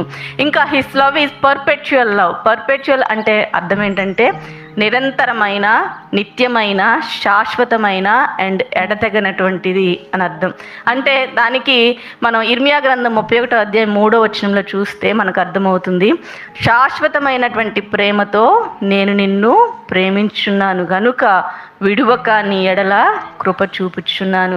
సో దేవుని ప్రేమ ఎలాంటిది అంటే, మనల్ని ఏదో చూసి, మన నీతిని చూసి, మన భక్తిని చూసి, మన మంచితనాన్ని చూసి మొదట మనం ప్రేమించామని చూసి ఆయన మనల్ని ప్రేమించట్లేదు, కానీ ఆయన ప్రేమ నిరంతరము ఉండేది, ఎడతెగనిది, శాశ్వతమైనది, నిత్యమైనది. So his love is perpetual love. So ఈ యోనతాన్ అండ్ డేవిడ్ మధ్య ఉన్నటువంటి స్నేహం కూడా చూస్తే మనకి దీనికి సాదృశ్యంగా కనిపిస్తుంది. అండ్ మూడోది ఏంటంటే his love is proven love. అంటే దేవుని ప్రేమ మన పట్ల రుజువు చేయబడింది, నిరూపించబడింది. ఎలా నిరూపించబడింది? ఆయన మనల్ని ఎంతగా ప్రేమించారు అంటే, నీ కొరకు, నా కొరకు, మనల్ని కొరకు ప్రాణం పెట్టినంతగా ఆయన ప్రేమించారు. ఈ రిఫరెన్సెస్ అన్ని Romans 5th chapter 8th verse, రోమీలకు రాసిన పత్రిక 5వ అధ్యాయం 8వ వచనంలో, యోహాను 3వ అధ్యాయం 16వ వచనంలో, యోహాను రాసిన పత్రిక 1వ అధ్యాయం 4వ అధ్యాయంలో అండ్ యెషయా గ్రంథం 52వ అధ్యాయంలో ఇవన్నీ కూడా మనం చూస్తాం. ఆయన ప్రేమ ఏ విధంగా మన పట్ల రుజువు చేయబడిందో, నిరూపించబడిందో మనకి అర్థమవుతుంది. సో మనం గమనించినట్లయితే ఆయన ప్రేమ, his love is primary, his love is perpetual, his love is proven. ఆయన ప్రేమ ప్రాథమికమైనది, ఆయన ప్రేమ నిరంతరమైనది, నిత్యమైనది, శాశ్వతమైనది, ఎడతెగనిది. ఆయన ప్రేమ నిరూపించబడినది, రుజువు చేయబడినది. సో వీరిద్దరి మధ్య ఉన్నటువంటి ఆ స్నేహబంధాన్ని కూడా చూసినట్లయితే మనకు ఆ విషయం క్లియర్గా అర్థమవుతుంది. దేవుని ప్రేమకి ప్రతిబింబంగా, సాదృశ్యంగా వారి మధ్య ఉన్నటువంటి ఆ బంధం చూస్తే మనకి Jonathan love was uncomplicated love, అంటే ప్యూర్ అండ్ పర్ఫెక్ట్ అని, అందులో క్లిష్టమైనటువంటి పరిస్థితులు ఏమీ లేవని మనము అర్థం చేసుకోవచ్చు. ఇంకా మనం గమనించినట్లయితే Jonathan love was an unconditional love అని ఆ ప్యాసేజ్ని చూస్తే మనకు అర్థమవుతుంది. ఎందుకంటే కింద భాగంలో Jonathan loved him as his own soul. So తన సొంత ప్రాణాన్ని ఏ విధంగా భావించుకుంటాడో దావీదుని అదే విధంగా అతడు స్వీకరించినట్లు మనం చూస్తాం. అక్కడ చూసినట్లయితే యోనాతాను దావీదును తనకు ప్రాణ స్నేహితునిగా భావించుకొని అతని ప్రేమించెను. He loved him as his own soul. అంటే తన ప్రాణాన్ని ఏ విధంగా తను ఫీల్ అవుతాడో దావీదును ఆ విధంగా ఫీల్ అయినట్లు మనం చూస్తాం. మనకి ఎలా అర్థం చేసుకోవచ్చు అంటే ఈ విషయాన్ని, సౌలు మాటికి దావీదును చంపడానికి ప్రయత్నించినట్లు మనం ఈ అధ్యాయాలన్నింటిలో చూస్తే మనకి అర్థమవుతుంది. ఈట విసరడం కానీ, అతడు యోనతాను చెప్పినప్పుడు అతడు ఏ పాపం చేశాడు, ఏ నేరము చేయలేదు కదా రాజా, మీరు ఎందుకు అతన్ని చంప చూస్తున్నారు, మీరు ఇంతగా నేరం చేసి ఆ నిరపరాధి యొక్క రక్తాపరాధం మీ మీద ఎందుకు ఉంచుకుంటారన్నప్పుడు ఓకే మరలా రమ్మంటాడు. మరలా వచ్చినప్పుడు మరలా అతన్ని చంపడానికి ప్రయత్నిస్తాడు. అంటే పలుమార్లు మాటిమాటికి అక్కడ దావీదుని చంపడానికి సౌలు ప్రయత్నించడం మనకి ఈ అధ్యాయంలో చూస్తే అర్థమవుతుంది. సమూయేలు మొదటి గ్రంథం 19వ అధ్యాయం 2వ వచనంలో కానీ అండ్ 4 నుంచి 7 వచనాల్లో చూసినట్లయితే, ఇంకా సమూయేలు మొదటి గ్రంథం 20వ అధ్యాయంలో 24 నుండి 34 వచనాల్లో మనం చూస్తే అక్కడ క్లియర్గా సౌలు దావీదును చంపడానికి ప్రయత్నించినట్లు మనం చూస్తాం. అంతేకాదు దావీదు పక్షంగా మాట్లాడినందుకు తన సొంత కుమారుడైనటువంటి యోనాతాన్ని కూడా సౌలు చంపడానికి ప్రయత్నించినట్లు, ఈట విసిరినట్లు ఈ 20వ అధ్యాయంలో చూస్తాం.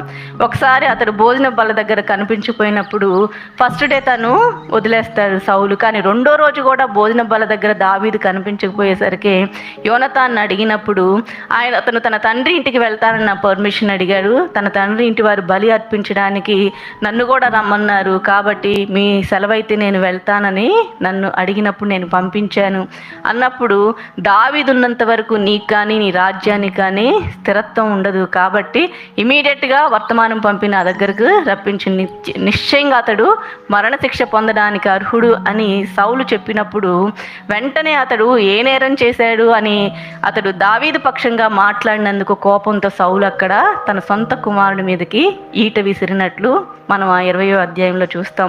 అంతేకాకుండా దావీదు పట్ల ఇంతగా అతడు పగని ద్వేషాన్ని పెంచుకున్నందుకు అతడు భోజనం మానేసినట్లు కూడా యోనాతాను అక్కడ 20వ అధ్యాయంలో మనం చూస్తాం.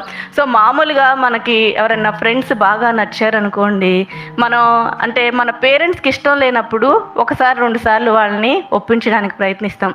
మీరు అనుకుంటున్నట్టు కాదు, వాళ్ళు చాలా మంచి వాళ్ళని.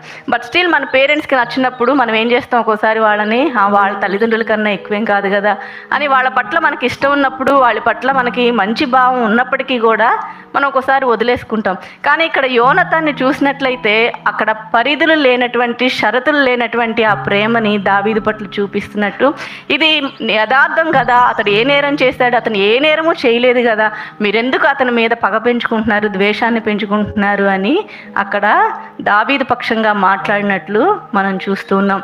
ఇంకా అంటే అతని ప్రేమ అన్కండిషనల్, షరతులు లేనటువంటి ప్రేమ, పరిధులు లేనటువంటి ఆ ప్రేమని, ఆ స్నేహంలో మనం చూస్తున్నాం.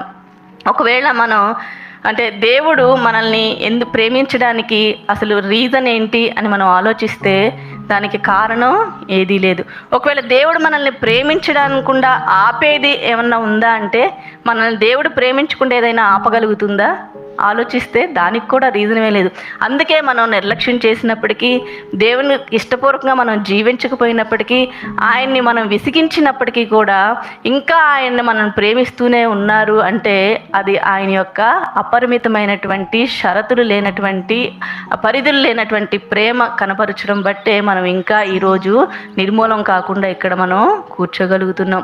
ఒకవేళ మనం చేసే పనులను బట్టి, మనం విసిగించే విధానాన్ని బట్టి, మనం నిర్లక్ష్యం చేసే విధానాన్ని బట్టి దేవుడు కనుక మనల్ని ప్రేమించడం ఆపేస్తే, ఆయన మన పట్ల కరుణని, వాత్సల్యతను చూపించడం ఆపేస్తే, అంటే మనం చేసే పనులను బట్టి, మన క్రియలను బట్టి ఆయన నొచ్చుకొని ఒకవేళ మనల్ని ప్రేమించడం ఆపేస్తే ఇక్కడ ఎవరూ కూడా ఉండగలిగే వాళ్ళం కాదు. సో దేవుడు మనల్ని ప్రేమించడానికి కారణం ఏమీ లేదు, ఆయన మనల్ని ప్రేమించకుండా ఆపేది కూడా ఏదీ లేదు. సో అది ఆయన అపరిమితమైనటువంటి ప్రేమకి, పరిధులు లేనటువంటి ప్రేమకి నిదర్శనంగా ఉంది. సో ఇలాంటి ప్రేమనే యోనాతాను దావీదు పట్ల చూపిస్తున్నట్టు, దానికి ప్రతిబింబంగా, సాదృశ్యంగా ఉన్నట్లు మనం ఇక్కడ అర్థం చేసుకోవచ్చు. మనకు కొన్నిసార్లు అడుగుతూ ఉంటారు, నేనంటే నీకు ఎందుకు ఇష్టం అని కొంతమంది అడుగుతూ ఉంటారు. అంటే ఫ్రెండ్ అంటే ఫ్రెండ్ అంతే. అక్కడ యోనాతాను డేవిడ్ని హీ జస్ట్ డేవిడ్ అంతే, అలాగే యాక్సెప్ట్ చేశాడు తప్ప అతనిలో ఏది చూసి కూడా అతడు స్నేహితునిగా యాక్సెప్ట్ చేయలేదు. నేనంటే ఎందుకు ఇష్టం, నువ్వు నన్ను ఎందుకు ప్రేమిస్తున్నావు అంటే దానికి కారణమేమీ ఉండదు. సో హీ జస్ట్ డేవిడ్ అంతే. డేవిడ్ని డేవిడ్ లాగా యాక్సెప్ట్ చేసి అతడు దావీదు పట్ల అలాంటి అంటే ఏక మనసు కలిగి ఉండడానికి, అతన్ని ప్రేమించడానికి, పరిధులు లేనటువంటి ఆ ప్రేమని, ఆ షరతులు లేనటువంటి ప్రేమను చూపించడానికి ఇక్కడ మనం చూపించినట్లు మనం అర్థం చేసుకోవచ్చు. So Jonathan's love was an uncomplicated love, Jonathan's love was an unconditional love. So అతని ప్రేమ షరతులు లేనిది, పరిధులు లేనిది. సో దేవుడు మన పట్ల ఏ విధంగా అయితే పరిధులు లేనటువంటి, షరతులు లేనటువంటి ప్రేమను చూపిస్తున్నారో అలాంటి దానికి సాదృశ్యంగా, ప్రతిబింబంగా వీరిద్దరి మధ్య ఉన్నటువంటి ఆ స్నేహంలో మనం చూస్తూ ఉన్నాం. ఇంకా మూడవదిగా మనం గమనించినట్లయితే Jonathan's love was an uncommon love. So ఇది మనకి సాధారణంగా అందరి మధ్య కనిపించేటువంటి స్నేహంలాగా కనిపించదు, అసాధారణమైనటువంటి స్నేహం మనం వీరిద్దరి మధ్య చూస్తున్నాం. ఇక్కడ 4th verseలో చూసినట్లయితే, యోనాతాను తన దుప్పటిని, తన కత్తిని, తన విల్లును, తన నడికట్టును తీసి దావీదునికి ఇచ్చెను. రాజవంశంలో ఉన్నటువంటి కింగ్స్ కానీ ప్రిన్సెస్ కానీ అంటే రాజులు కానీ యువరాజులు కానీ ఎవరూ కూడా వారి వస్తువుల్ని వేరే వాళ్ళకి ఇవ్వడం అనేది జరగనటువంటి పని. కానీ ఇక్కడ మనం ఆశ్చర్యపోయే రీతిలో యోనాతాను తన వస్తువులను తీసి దావీదునికి ఇస్తూ ఉన్నారు.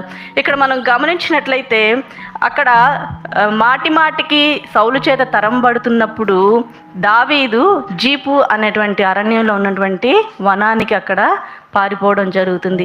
అది సమూయేలు మొదటి గ్రంథం 23వ అధ్యాయంలో 15 నుండి 18 వచనాల్లో ఉంటుంది.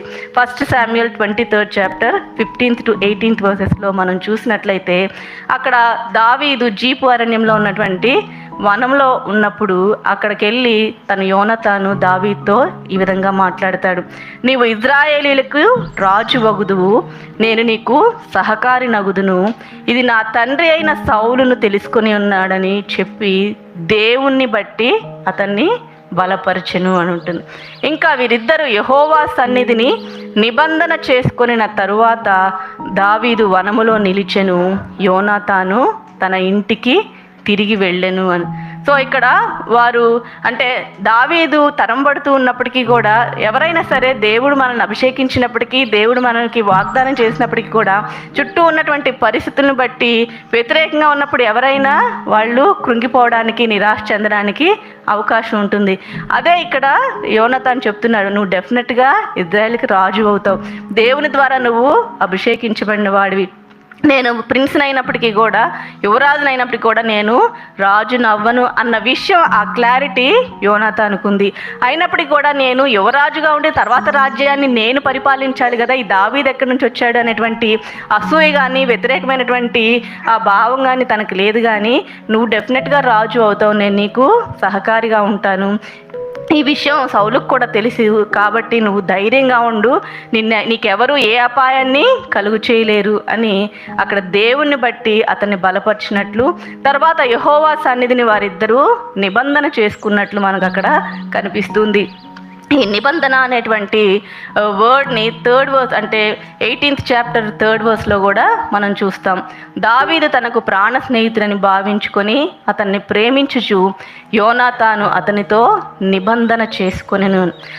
నిబంధన అంటే covenant is something more than promise. అంటే నిబంధనకి వాగ్దానానికి చాలా డిఫరెన్స్ ఉంది.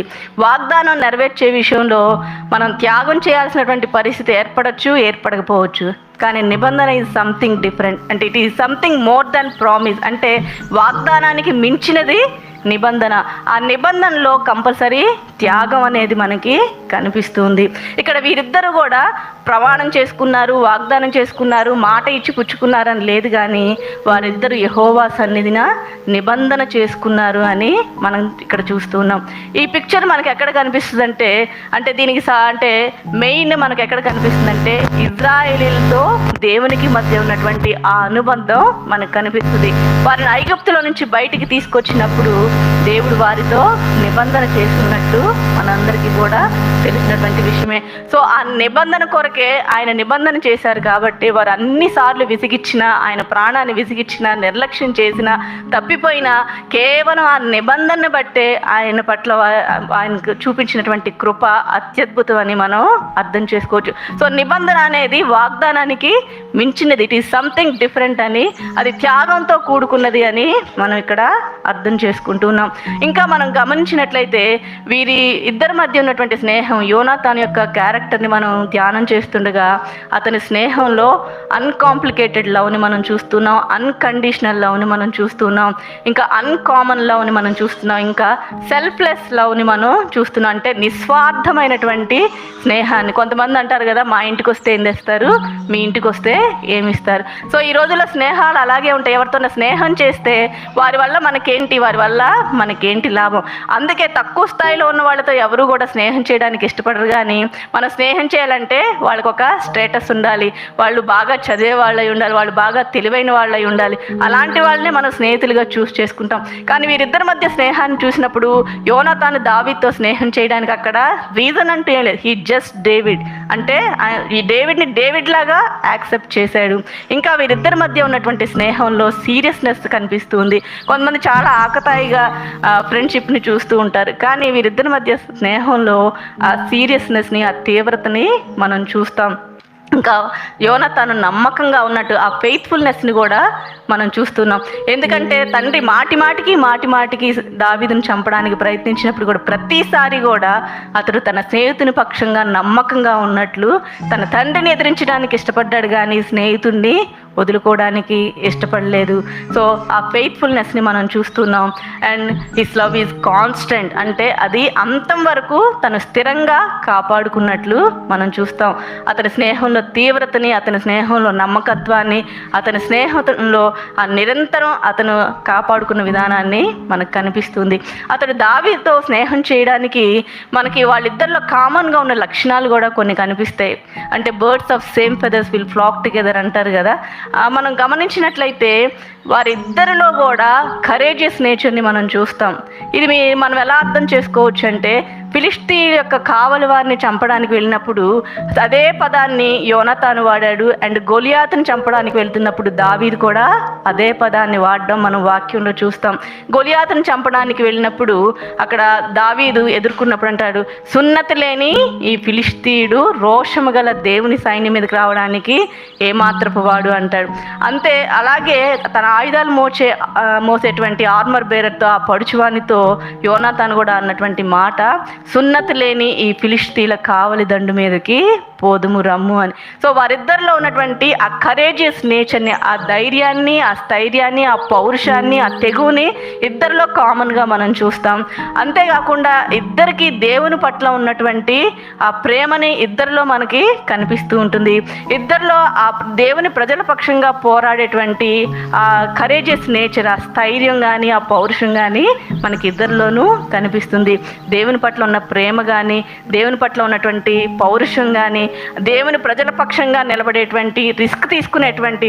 ఇప్పుడు దావీదుని గమనించినట్లయితే గొలియాతుని చంపడానికి అతనికి ఏమీ కూడా ఎక్స్పీరియన్స్ లేదు, కానీ దేవుని ప్రజల పక్షంగా నిలబడాలి అనేటువంటి ఆశ, తెగువ, అంటే రిస్క్ తీసుకోవడానికి ఇష్టపడేటువంటి అంటే ఆ స్ట్రాంగ్ విల్ని, స్థిరమైన చిత్తాన్ని మనం ఇద్దరిలో కూడా చూస్తున్నాం. సో ఈ నేచర్, ఆ కామన్గా ఉన్నటువంటి ఆ లక్షణాలు వాళ్ళిద్దరి పట్ల అంత మంచి ఉన్నతమైనటువంటి స్నేహబంధం కలిగి ఉండడానికి కారణమని మనం చెప్పుకోవచ్చు. సో ఇక్కడ జోనతాన్ యొక్క స్నేహంలో అన్కాంప్లికేటెడ్, అన్కండిషనల్, అన్కామన్, సెల్ఫ్లెస్ ఆ ప్రేమని మనం చూస్తూ ఉన్నాము. ఇంకా వాళ్ళిద్దరి మధ్య ఉన్నటువంటి స్నేహంలో ఉన్నటువంటి సీరియస్నెస్ని, ఆ ఫెయిత్ఫుల్నెస్ని, ఆ కాన్స్టెంట్ నేచర్ని మనం ఇంకా చూడగలుగుతూ ఉన్నాం. ఇంకా మనం గమనించినట్లయితే ఒకసారి 1936లో జరిగినటువంటి ఒలింపిక్స్లో ఒక నల్ల జాతీయుడైనటువంటి జెస్సీ ఓవెన్స్ లాంగ్ జంప్లో పార్టిసిపేట్ చేస్తున్నాడు. అతడు పార్టిసిపేట్ చేసే విభాగం ఏంటంటే 26 feet 8.25 inches ఆ విభాగంలో తను పోటీకి అంటే పార్టిసిపేట్ చేస్తూ పాల్గొనడానికి తను ఇష్టపడుతున్నాడు. అంత ముందు ఒక 1 year బ్యాకే తను ఒక రికార్డ్ని సృష్టించడం జరిగింది. ఆ రికార్డ్ని అంతకుముందు 20 సంవత్సరాల వరకు ఎవరు కూడా బ్రేక్ చేయలేకపోయారు.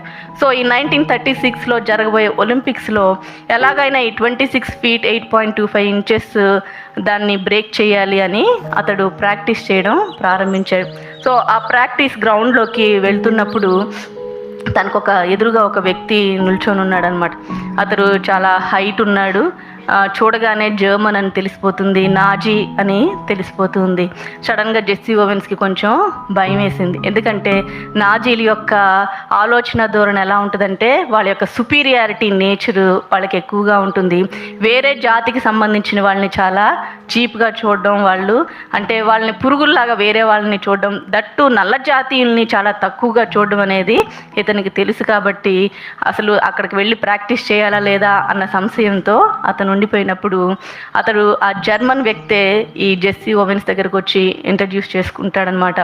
ఐఎమ్ లజ్ లాంగ్ అని, తన పేరు లజ్ లాంగ్ అని. సో నేను జర్మన్ దేశానికి సంబంధించిన వ్యక్తిని అని తనే ఇంట్రడ్యూస్ చేసుకొని వాళ్ళిద్దరూ స్నేహపూర్వకంగా మాట్లాడుకుంటూ ఉంటారు. అతడేమో చాలా ఉన్నతమైనటువంటి వ్యక్తి, ఇతడు సాధారణమైన ఒక కౌలు రైతు యొక్క కుమారుడు. సో అయినప్పటికీ కూడా లజ్లాంగ్ ఈ జెస్సీ ఓవెన్స్కి ఒక సలహా ఇస్తాడు. ఏంటంటే, నువ్వు క్వాలిఫైయింగ్ రౌండ్లో ఎక్కువ కష్టపడాల్సినటువంటి అవసరం లేదు, అది 23 feet 5 inches మాత్రమే. కాబట్టి నువ్వు సేఫ్గా ల్యాండ్ అవ్వాలంటే నువ్వు టేక్ ఆఫ్కి కొన్ని ఇంచెస్ బ్యాక్ ఉండి సేఫ్గా ల్యాండ్ అవ్వడానికి ప్రయత్నం చెయ్యి అని కొన్ని సలహాలు, సూచనలు అండ్ ఫైనల్స్లో కూడా తను ఏం చెయ్యాలో అతనికి క్లియర్గా చెప్తాడనమాట. సో తను చెప్పిన ప్రకారం ఈ జెస్సీ ఓవెన్స్ క్వాలిఫైయింగ్ రౌండ్ ఈజీగా క్వాలిఫై అయిపోతాడు. ఫైనల్స్లో కూడా తనే గెలుపొందడం జరుగుతుంది, గోల్డ్ మెడల్ని సాధిస్తాడు. ఈ నల్ల జాతి వ్యక్తి జెస్సీ ఓవెన్స్కే గోల్డ్ మెడల్ రావడం జరుగుతుంది. అదే పోటీలో ఈ జర్మన్ వ్యక్తి కూడా, ఈ లజ్లాంగ్ కూడా అదే పోటీలో తలపడుతూ ఉన్నాడు. బట్ స్టిల్ అయినప్పటికీ కూడా ఇతడు గోల్డ్ మెడల్ సాధించిన వెంటనే అందరి ముందు వచ్చి ఫస్ట్ అభినందించింది ఎవరు అంటే ఈ లజ్లాంగ్. అక్కడే హిట్లర్ కూడా కూర్చొని ఉన్నాడు. హిట్లర్ చూస్తూ ఉండగా, నాజీస్ అందరూ చూస్తూ ఉండగా ఏమాత్రం సంకోచించకుండా ఈ నల్లజాతి వ్యక్తి అయినటువంటి జెస్సీ ఓవెన్స్ దగ్గరకు వచ్చి అతడు అభినందించి, అదే పోటీలో తను తలపడినప్పటికీ కూడా మంచి హృదయంతో అతను అభినందించడం జరిగింది. తర్వాత ఇంకెప్పుడు కూడా జెస్సీ ఓవెన్స్ ఆ లజ్లాంగ్ని కలుసుకున్నది లేదు, ఎందుకంటే సెకండ్ వరల్డ్ వార్లో అతడు చంపబడ్డాడు. అయితే జెస్సీ ఓవెన్స్ తను రాసినటువంటి పుస్తకంలో ఈ విధంగా అంటాడు. ఏంటంటే, you could melt down all the medals and cups I have and that wouldn't be a plating in a 24 carat friendship I have for lifelong అని. అంటే మీరు నా మెడల్స్ అన్నిటినీ, ఈ కప్స్ అన్నిటినీ మీరు కరిగించేయచ్చు, కానీ నాకు లజ్లాంగ్కి మధ్య ఉన్న ఫ్రెండ్షిప్కి ఆ పై పూత పూయడానికి కూడా అవి సరిపోవు. 24 carat పూతను పూయడానికి కూడా ఇవి దేనికి పనికిరావు అని. సో అక్కడే కలుసుకున్నారు, అక్కడే వారి స్నేహం బలపడింది. మరలా తర్వాత ఎప్పుడూ అతన్ని కలుసుకోలేదు. బట్ స్టిల్ అతని హృదయంలో ఆ లజ్లాంగ్ పట్ల ఉన్నటువంటి ఆ స్నేహభావం ఎక్కడ కదల్చబడకుండా ఉంది. అతడు అదే పోటీలో తలపడినప్పటికీ శత్రుదేశ అంటే నల్లజాతి వీడైన అయినప్పటికీ కూడా ఇతరుల కంటే తనకన్నా తక్కువ జాతివాడు అని వారి భావం ఉన్నప్పటికీ కూడా అతడు స్నేహాన్ని చూపించిన విధానం, ఎంకరేజ్ చేసినటువంటి విధానం, సలహా ఇచ్చినటువంటి విధానం, అందరూ చూస్తుండగా భయపడకుండా అభినందించినటువంటి విధానం అత్యద్భుతం అని చెప్పుకోవచ్చు. మనం గమనించినట్లయితే దారిలో నట్టేట ముంచేసినటువంటి ఆ స్నేహితుడు ఉన్నాడు కదా, ఎలుగుబంటికి మనల్ని అప్పగించేసేసి మనకి ముందుగా పరిగెట్టి పారిపోయినాడు. అలాంటి స్నేహితులు ఉన్నా లేకపోయినా పర్వాలేదు, కానీ మన ప్రాణ స్నేహితులు, మనకి అంటే అండగా నిలబడే వాళ్ళు, ప్రపంచమంతా మనల్ని విడిచిపెట్టి వెళ్ళిపోయినా మనకి సహాయంగా ఉండేవాళ్ళు ఒక్క స్నేహితుడైనా సరే, నిజమైన స్నేహితులు ఉంటే చాలు. అలాంటి స్నేహితులు కలిగిన వాళ్ళు నిజంగా ధన్యులు అని చెప్పుకోవచ్చు. అది దేవుని యొక్క ఆశీర్వాదమే అని మనం చెప్పుకోవచ్చు.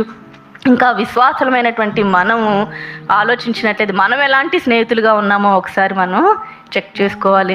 మనం విశ్వాసులం అయినప్పటికీ కూడా మన స్నేహితుల్ని దేవుడు ముందుగా ఆశీర్వదించాడు అనుకోండి, వాళ్ళకన్నా నేను ఎక్కువ ప్రార్థన చేస్తాను, వాళ్ళకన్నా నేను ఎక్కువ భక్తి చేస్తాను, వాళ్ళకన్నా నేను రెగ్యులర్గా దేవుని సన్నిధికి వెళ్తాను, దేవునికి ఏంటి ఇలాంటి ఫీలింగ్, వాళ్ళని నాకన్నా ముందుగా ఆశీర్వదిస్తున్నాడని చిన్న అసూయ మనలో ప్రారంభమవుతుంది.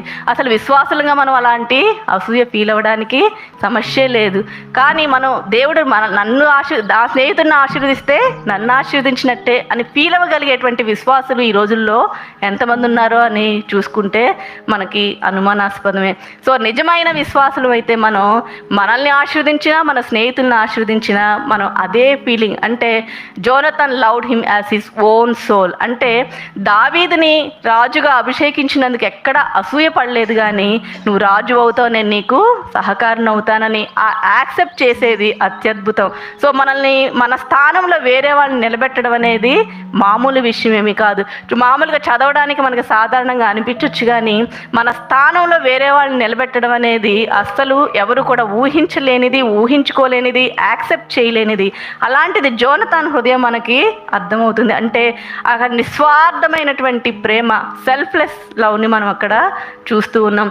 ఏమీ ఆశించకుండానే, అక్కడ దావీదు నుంచి ఏమీ కోరుకోకుండానే దావీదుతో నిబంధన చేసిన విధానం, దావీదుని కాపాడిన విధానం, అతని హృదయంతో పెనవేసుకుపోయినటువంటి విధానం అత్యద్భుతం. అద్భుతం అని చెప్పుకోవచ్చు. విశ్వాసులం కూడా మనం అలాంటి నేచర్ని, అన్కాంప్లికేటెడ్ లవ్ని, అన్కండిషనల్ లవ్ని, అన్కామన్ లవ్ని, సెల్ఫ్లెస్ లవ్ని మన స్నేహితుల పట్ల మనం కూడా ప్రదర్శించాల్సిన వారంగా ఉన్నాం. ఇంకా ఎవరైతే దేవుణ్ణి స్నేహితుడిగా అంగీకరించలేదు, ఎందుకంటే నిజమైన స్నేహితుడే తన స్నేహితుని కొరకు ప్రాణం పెట్టగలుగుతారు. దేవుడు మన కొరకు ప్రాణం పెట్టి మనల్ని స్నేహితులుగా ఆయన రమ్మని ఆయన ఆహ్వానిస్తున్నారు. ఇంకా ఎవరైతే ఆ నిజమైన స్నేహితుడిని అంగీకరించలేదో ఈ మధ్యాహ్న కాల సమయంలో ఆయన చేతులు చాచి మిమ్మల్ని పిలుస్తూ ఉన్నారు. నేను నీ కొరకు ప్రాణం ఈ లోకంలో ఎవ్వరూ కూడా మీ కొరకు ప్రాణం పెట్టలేరు, మిమ్మల్ని పాపం నుంచి విడిపించలేరు. నీ కొరకు ప్రాణం పెట్టగలిగిన స్నేహితుడు నేను ఒక్కడనే ఉన్నాను, కాబట్టి రండి అని ఆయన పిలుస్తున్నారు. ఇంకా ఎవరైతే ఆ స్నేహంలోనికి రాలేదో, ఆ నిజమైన స్నేహితుడిని యాక్సెప్ట్ చేయలేదో, ఈ మధ్యాహ్న కాల సమయంలో వారిని ప్రేమతో నేను ఆహ్వానిస్తున్నాను. దేవుని యొక్క స్నేహాన్ని మీరు యాక్సెప్ట్ చేయడానికి ఇష్టాన్ని చూపించేవారుగా ఉండండి. విశ్వాసులంగా అక్కడ జోనతన్ ఏ విధంగా అయితే నిస్వార్థమైనటువంటి అన్కాంప్లికేటెడ్, అన్కండిషనల్, అన్కామన్, సెల్ఫ్లెస్ లవ్ని చూపించాడో తన స్నేహితుని పట్ల, ఆ నిబంధనని అంతం వరకు ఏ విధంగా కొనసాగించాడో, ఆ నిబంధన కొనసాగించాడు కాబట్టే తర్వాత దావీదు కూడా యోనాతాను సంతానమైన మెఫీబోషెతు పట్ల అలాంటి దయను చూపించాడు. సో కాబట్టి విశ్వాసులుగా మనం కూడా అలాంటి నేచర్ని కలిగి ఉండడానికి ఇష్టపడదాం. అలా కలిగి ఉండాలని దేవుని కృపను కోరుకుంటూ దేవుడి కొద్ది మాటలు దీవించునుగాక. మనం ప్రార్థనలోనికి వెళ్దాం. సాతానుపై అధికారమిచ్చును శక్తి కలిగిన యేసునామము, సాతానుపై అధికారమిచ్చును శక్తి కలిగిన యేసునామము, శత్రు సమూహముపై జయమునిచ్చును జయశీలుడైన యేసునామము, శత్రు సమూహముపై జయమునిచ్చును జయశీలుడైన యేసునామము, యేసునామము జయం జయము, సాతాను శక్తి లయం లయము, యేసునామము జయం జయము, సాతాను శక్తి లయం లయము. హల్లెలూయా హోసన్నా హల్లెలూయా, హల్లెలూయా ఆమేన్, హల్లెలూయా హోసన్నా హల్లెలూయా, హల్లెలూయా ఆమేన్. మరి మా అబ్బాయి బెన్నీ విషయంలో దేవుడు చాలా గొప్ప కార్యాలు చేశాడు. చిన్నప్పటి నుంచి తను చాలా కష్టాలు పడుతూనే వచ్చాడు. అలాగే అదేవిధంగా దేవుడు కూడా అలాగే దీవిస్తూనే వచ్చారు. మరి ముఖ్యంగా పాస్టర్ గారికి కూడా వందనాలు చెల్లించుకుంటున్నాను. అనుదినం కూడా మా కోసం ప్రార్థన చేస్తూ, మాకు ఫోన్లు చేస్తూ ప్రతిదీ కూడా కనుక్కునేవారు. అలాగే పాస్టర్ గారు లేదని డిసప్పాయింట్మెంట్ ఖచ్చితంగా ఉంటుంది కొంచెం, బట్ ఎనీవే అది కూడా దేవుని సేవ పరిచర్య కాబట్టి అక్కడ ఉండాలి కాబట్టి మరి మనం ఉభయ అవ్వాల్సిందే. సంఘస్థులు ముఖ్యంగా నేను చెప్పవలసింది ఏంటంటే మా కోసం చాలా ప్రార్థన చేశారు. చాలా థ్యాంక్స్ చెప్తున్నాను. ప్రత్యేకంగా మా ఇంటికి వచ్చారు బ్రదర్ ప్రదీప్ గారు, చాలా థ్యాంక్స్ చెప్పాలి వాళ్ళకి కూడా. అలాగే రోజా మేడం గారు కూడా ట్రీట్మెంట్ విషయంలో కనుక్కొని ఏమైనా హెల్ప్ కావాలంటే చేస్తానని చెప్పారు మాకు. చాలా థ్యాంక్స్. అలాగే మా ఫ్యామిలీలో కూడా ఎప్పుడు కూడా వాళ్ళు హిందూస్ కాబట్టి, హిందూ బ్యాక్గ్రౌండ్ కాబట్టి నేను ఒక్కడనే దేవుని యందు రక్షించబడ్డాను. ప్రతి విషయంలో కూడా ఎప్పుడు తనకి ఏది జరిగినా సరే మా అమ్మగారు మా నాన్నగారు చిన్నప్పటి నుంచి తన కష్టాలు పడుతున్నాడు అని చెప్పేవారు. బట్ నేను నమ్మకంతో ఒకటే మాట చెప్పాను, నిన్ను నమ్ముకున్న దేవుడు గొప్ప దేవుడు కాబట్టి దేవుడు నా కొడుకుని ఒకరోజు ఒక స్థాయిలో నిలబెడతాడని మా అమ్మకి సమాధానం చెప్పాను. సో మా అమ్మ దానికి కూడా నిజమే, దేవుడు తన కష్టాలు ఇచ్చినా కూడా అంచెలుగా ఎదిగిస్తున్నాడు, అంచెలుగా దీవిస్తూనే వస్తున్నాడు. మరి సంఘంలో దేవుడు వాడబడుతున్నాడు కాబట్టి ప్రత్యేకంగా చాలా ప్రౌడ్గా ఫీల్ అవుతున్నాను, గర్వంగా ఫీల్ అవుతున్నాను. అలాగే థ్యాంక్స్ కూడా చెప్తున్నాను. మీ అందరికి కూడా మా కుటుంబం కోసం, మా తల్లిదండ్రుల కోసం మీరు ప్రార్థన చేయండి. వాళ్ళు ఇంకా రక్షించబడాలి. నాకు చాలా భారం ఉంది. నేను ఒక్కడనే దేవుడిని నమ్ముకుంటే కుదరదు కదా. ఒక హిందూ బ్యాక్గ్రౌండ్గా వచ్చి దేవుడిని నమ్ముకొని దేవుడి కోసం నేను చెప్పగలుగుతున్నా అంటే నిజంగా దేవుని ఉచితమైన కృప. మాస్టర్ గారు ఫ్రెండ్షిప్ గురించి, లవ్ గురించి చెప్పారు. 20 సంవత్సరాలు నేను నిజంగా లవ్ ఏంటో నాకు తెలీదు, ప్రేమ అంటే ఏం తెలీదు. అలాగే కష్టాలు పడ్డాను. 10th చదువుకున్నాను, ఇంటర్మీడియట్ జాయిన్ అయ్యాను, ఇల్లు వదిలేసి వెళ్ళిపోయాను. అంటే వాళ్ళకి తెలీదు ఎలా కేర్ తీసుకోవాలి, పిల్లలు ఎలా దేవుళ్ళు నడిపించాలి. బట్ బెన్నీ విషయంలో అది జరగలేదు. నేను దేవుని రక్షింప పొందిన తర్వాత నేనేదైతే కోల్పోయానో అది నా కొడుకు ద్వారా నేను నెరవేర్చుకోవాలనుకున్నాను. మరి బెన్నీ కోసం మీరు ప్రార్థన చేయండి. బెన్నీని మేము దేవుని సేవ కొరకు సమర్పించుకున్నాము. తను రాబోయే దినాల్లో గొప్ప పరిచయం చేయాలని, దేవుడిలో గొప్పగా వాడబడాలని మేము కుటుంబ తరపున మీకు అందరికీ థ్యాంక్స్ చెప్తున్నాను. ఈ చిన్న సాక్ష్యం దేవుడు దీవించినగా. ఘన మహిమలు చెల్లించుచు కృత కీర్తన పాడెదము. స్తుతి ఘన మహిమలు చెల్లించుచు కృత కీర్తన పాడెదము. జయ ధ్వజమును పైకెత్తి కేకలతో స్తోత్రనాదము చేయుదము. జయ ధ్వజమును పైకెత్తి కేకలతో స్తోత్రనాదము చేయుదము. యేసు నామము జయం జయము, సాతాను శక్తి లయం లయము. యేసు నామము జయం జయము, సాతాను శక్తి లయం లయము. హల్లెలూయా హోసన్నా హల్లెలూయా హల్లెలూయా ఆమేన్. హల్లెలూయా హోసన్నా హల్లెలూయా హల్లెలూయా ఆమేన్.